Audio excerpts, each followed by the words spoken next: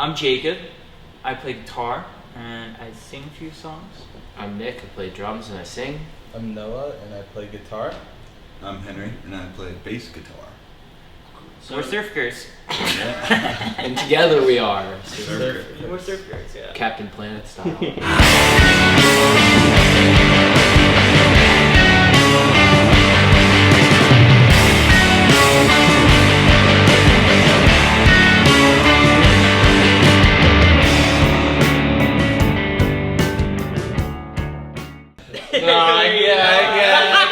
I can't. You do. I can't.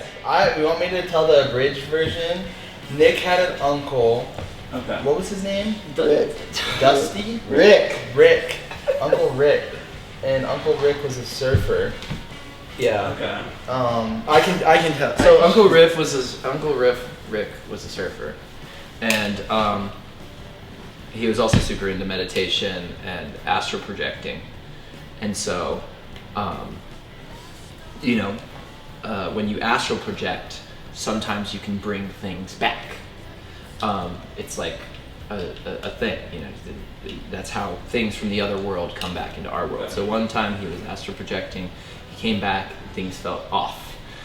And he's surfing, and he goes under the water and sees a bunch of bodies at the bottom of the ocean, And he comes up and he screams and he's freaking out, and all these other surfers are like, what is going on? He's like, there's bodies down there, and everyone's looking and they're like, there's no bodies down there, dude. And so he starts seeing all this other crazy stuff, and it turns out that I think he has some sort of entity that has entered his life. So he goes to the Catholic Church, and they say they'll perform an exorcism, but if they perform an exorcism, he has to stay with the Catholic Church. So now he's stonk.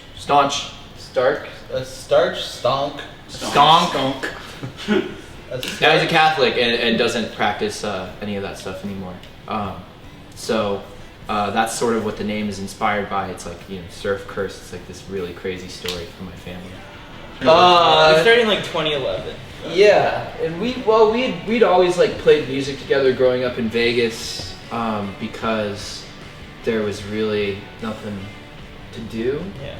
And we appreciated music together, but then we started taking it more seriously in college, and more seriously, I guess, just actually playing shows.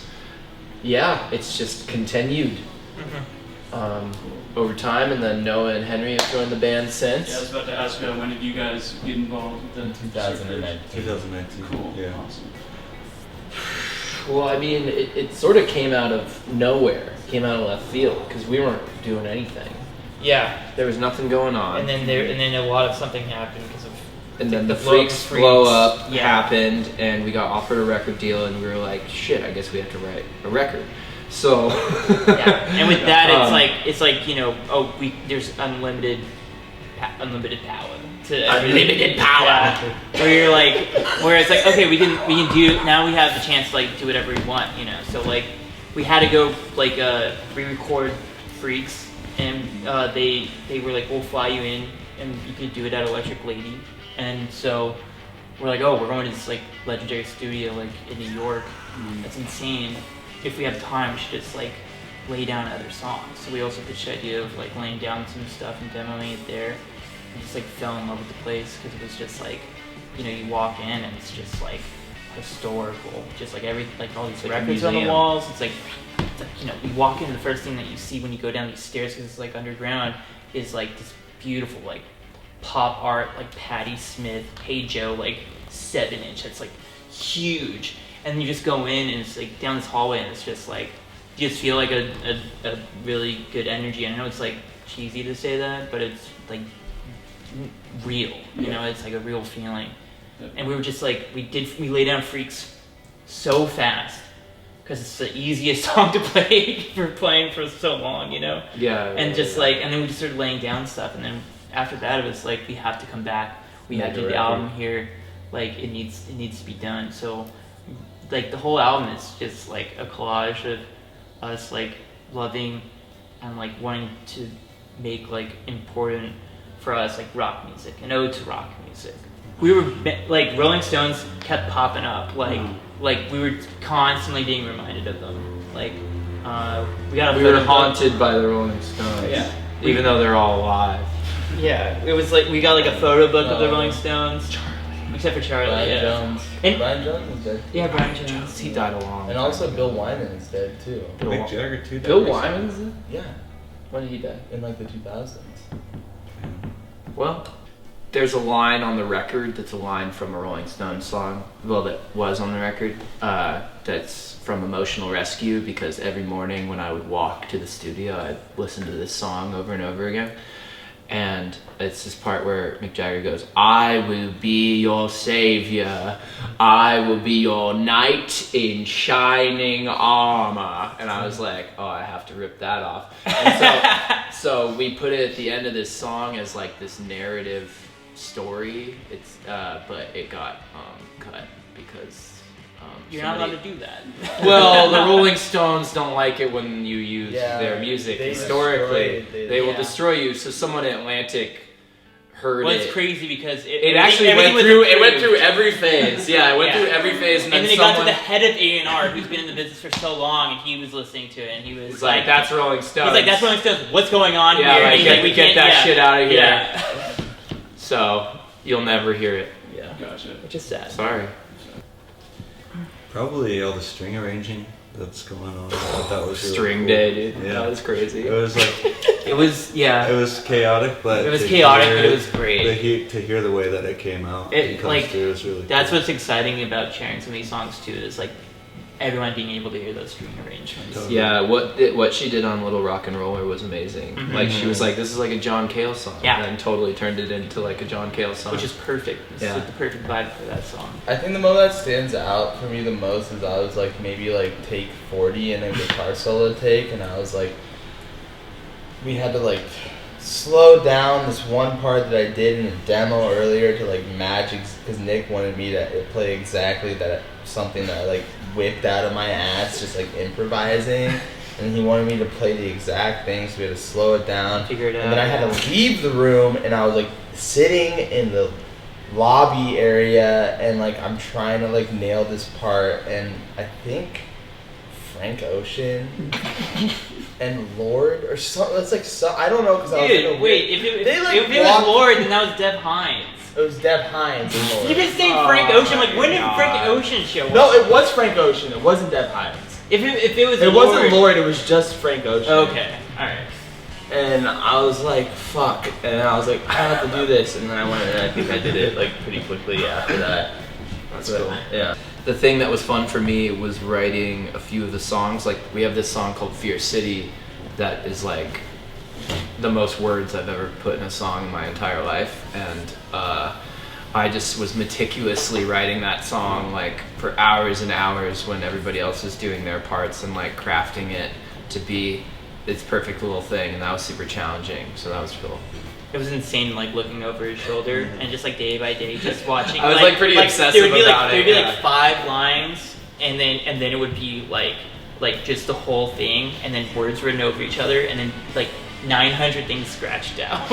It was just like, oh, he's really You know going what? to town. Well, on what was this. interesting about that record is I wasn't on any social media. I wasn't drinking. I was completely sober. Yeah. So like I had to like take all that energy and put it into something, Yeah. which was just this fucking crazy song. Yeah.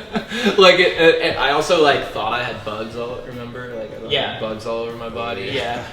There was well, that's a crazy story. Yeah, we won't tell the bug Yeah, story. the bug story. Nah. But yeah, a lot of like there was at one point where the bugs made it into the song. Yeah, I remember. I was like, bugs crawling all over me. And I was like, you should not do the Don't bug put the thing. bugs Don't in do the there, bug yeah. thing. A lot more sonic depth, I think. It sounds way more full than something that we could The ever done. songs are like more crafted, better written. Yeah. There's like bridges and guitar solos, and it's exciting. Other instruments like coming in. Other like, instruments like, coming yeah, like in. strings and like saxophone, which is like so insane. Yeah, I mean like almost everything. Yeah. It's a About voyage. it. Like it's crazy. Like it But- just feels like it. But at the same time, like I don't think it's like very much still a Surf Curse record. It doesn't Yeah. feel like it's like a there's no changing us as much as it's just changing, like, we're just crafting more. We're just making things that like we want to There's make. a lot more in between the cracks. Yeah, well, that was an idea that I had because Jacob had showed me Euphoria like a while ago. Not Eureka. Euphoria, Eureka. That's so funny. Yeah. That movie is inspired, or that video is inspired by Euphoria. No, Eureka. Sorry. Go watch the show. It's underground show. Euphoria, bro. Jacob tipped me off of this show. Swear to God, It's man, pretty it's like high school, man. It's real, man. So as soon as I saw Rue's journey, no, okay, so it's based off this movie called Eureka, which is this old Nicholas Roeg movie. Yeah. It's Gene Hackman, and like the opening sequence is just so sick. It's like Gene Hackman getting lost in this like snowy mountainscape. He's looking for gold.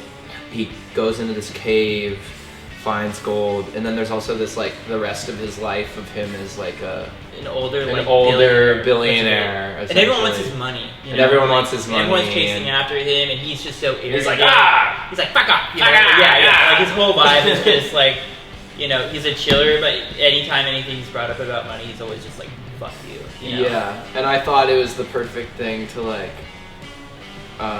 make this video, like use to rip off with this video. Yeah. Yeah, and that's essentially what it is. This is a super obscure movie, like.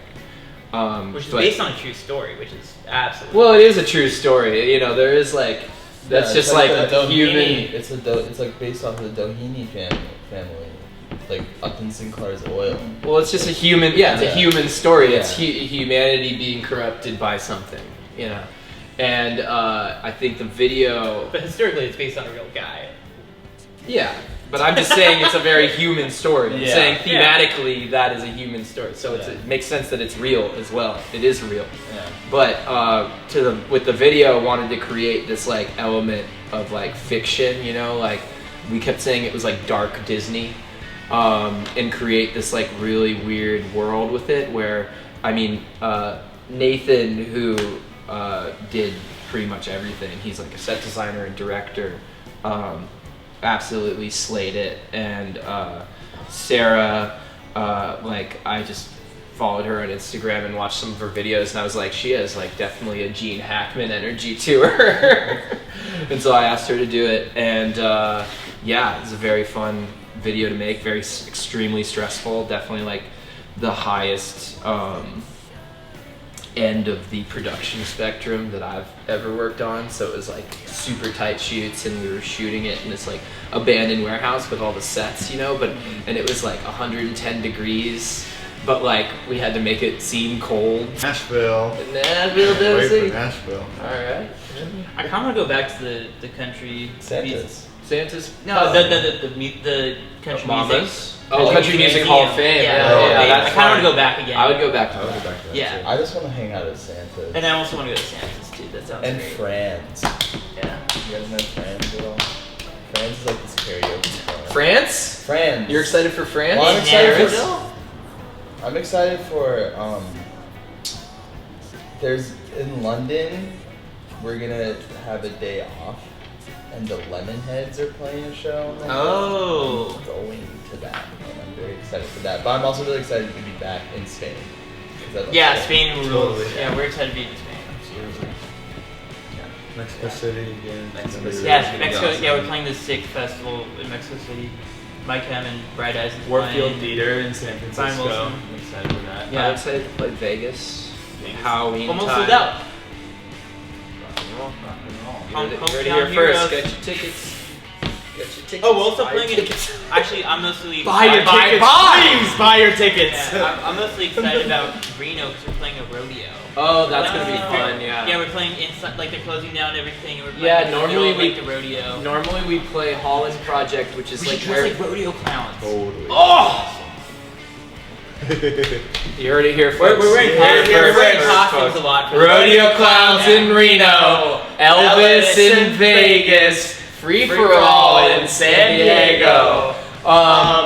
We used to play, we used to play at the Holland Project, which was the first venue we ever played at.